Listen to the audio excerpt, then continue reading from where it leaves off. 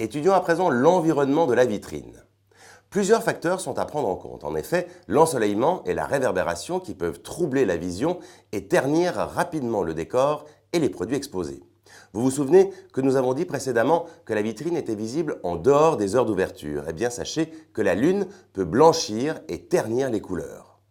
D'autres paramètres sont également à prendre en compte, tels que le recul dont dispose le passant, la vitesse de déplacement des passants, la taille de la vitrine, profondeur, largeur, hauteur. Bref, décorer sa vitrine ne s'improvise pas. Abordons à présent ensemble la mise en scène des produits. La mise en scène des produits doit respecter l'espace. Ainsi, certains critères sont à prendre en compte et appellent un certain nombre de questions. Concernant le fond de la vitrine, est-il ouvert? Semi-ouvert? Permet-il de laisser la lumière pénétrer dans le magasin? Est-il fermé?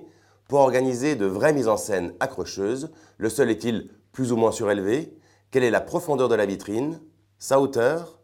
Si la vitrine est rectangulaire, je vous invite à ne pas chercher à la remplir complètement. Si la vitrine est haute et étroite, je vous conseille de créer un ensemble vertical.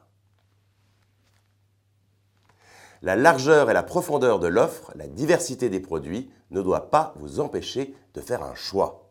Afin de réaliser la vitrine, sélectionnez les articles que vous souhaitez présenter en lien avec le thème du moment.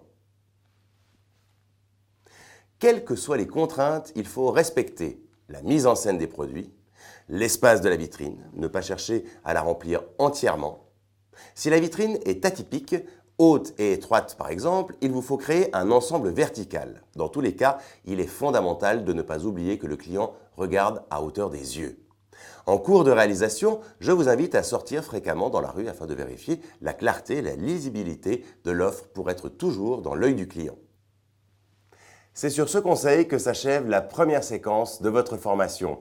Pour poursuivre votre parcours, je vous invite à cliquer sur la flèche située à droite de l'écran.